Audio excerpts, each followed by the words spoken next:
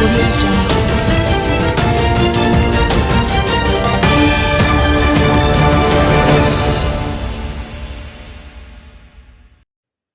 No time to react. Residents of Fleet Street and Lad Lane say the fire that destroyed 12 homes Monday evening engulfed the homes too fast for them to even save anything. One woman described its rapid progression. It's like it was a minute, and then everything was done. Literally, everything was burnt up. For my 3 kids, school items, beds. I didn't save anything, nothing, the resident lamented. The woman who lives on Lad Lane said she and her friend had been at home and had smelled the smoke but could not see it. The fire came up so quickly, my friends came to help me. Women were the ones who helped me, she stated. The fire victim said they had no idea how it had started as it spread from neighboring Fleet Street. In my yard alone, there are 7 households. That is how many people got burned out. Nobody saved anything. It was so quick, so sudden. You got no time to react, she added. Member of Parliament for Kingston Central Division Donovan Williams, who was on the scene, spoke with reporters. It is going to require a lot of effort to rebuild, restore, console, but we are here.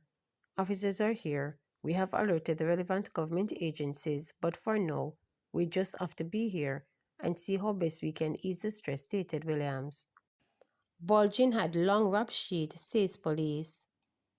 Shane Richard Bulgin, who was fatally shot in an alleged confrontation with members of the security forces during an operation in Westmoreland Monday morning, reportedly had a long criminal history in gangs that were particularly notorious for contract killings, extortion rackets targeting businesses, especially those owned by Chinese, and armed robberies, police sources told reporters.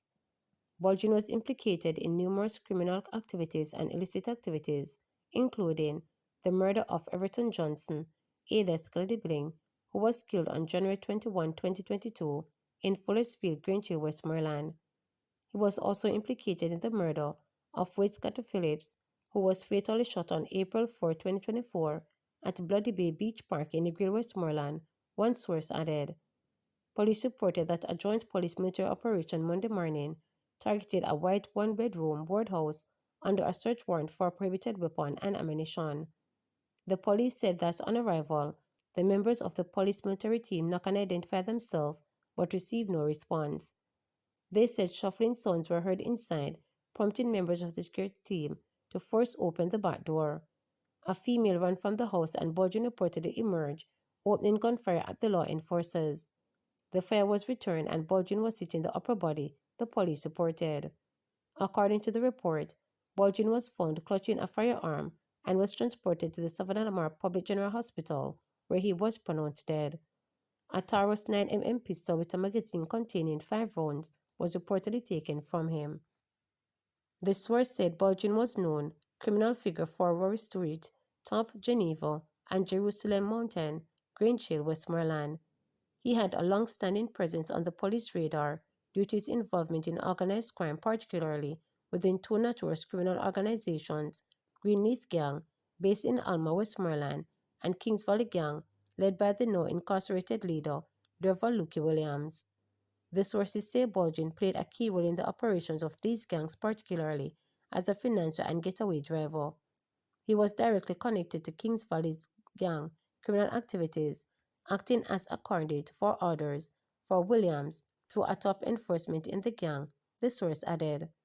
According to sources, during a July 2024 shootout in Negril, 4 gang members were fatally shot by members of the security forces. Another one was shot and injured, and 2 others surrendered. Bulgin was identified as one of the getaway drivers who fled the scene. The sources said that following Bulgin's fatal shooting by the police on Monday, tensions in Geneva, Grange Hill, escalated with relatives and associates expressing hostility towards the police, contesting the official account of his death. The source told reporters that the authorities anticipate potential protests and retaliatory violence in the response, but Bulgin was a habitual offender and key enabler of organized crime in Westmoreland. His deep involvement in gang activities, contract killings, and financial booking of criminal enterprises made him a significant law enforcement target.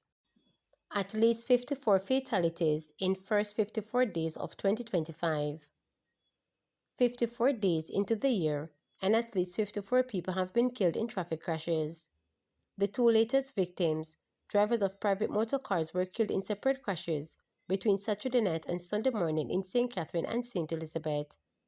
According to police reports, the men, whose names have not been released, were ages 31 and 34. Speeding was listed as a factor in both incidents. The first crash occurred about 9:30 p.m. on the PJ Patterson Highway in St. Catherine. Reports are that the driver of the Honda motor vehicle was traveling at high rate speed when he lost control of the vehicle and crashed in a guardrail to the left of the roadway.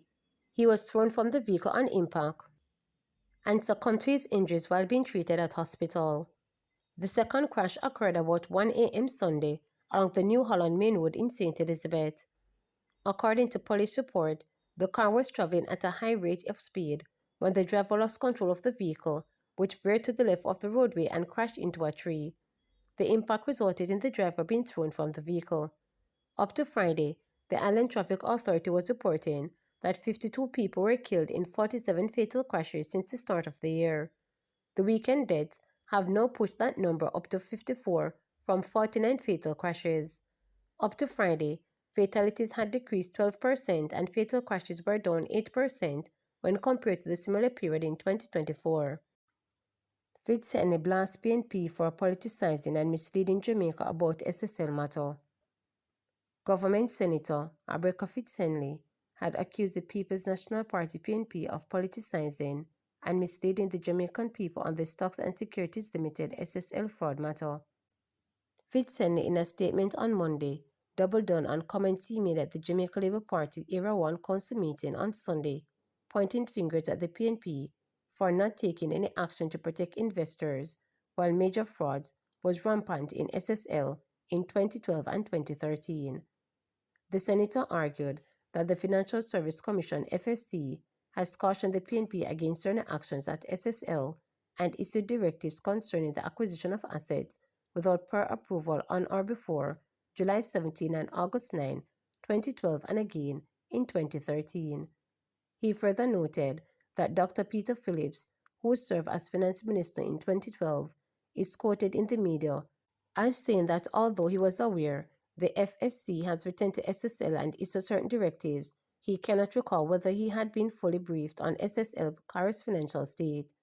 The senator was responding to claims made earlier by opposition spokesperson on finance Julian Robinson that the Jamaica Labour Party JLP government eased restrictions placed on SSL has dismissed those allegations as categorically false.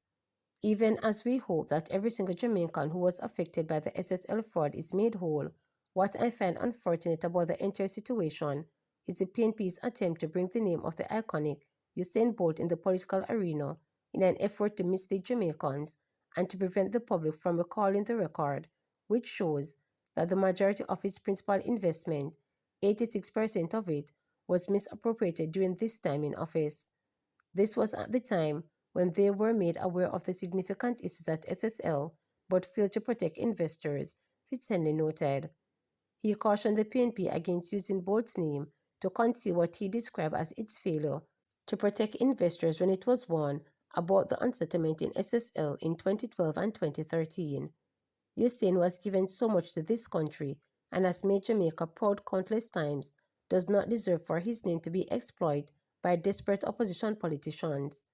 They are clearly hungry for political power, so much that they are willing to say anything and use anyone's name to achieve it, he stated. Remember to subscribe, like, share, and click the notification bell for daily updates.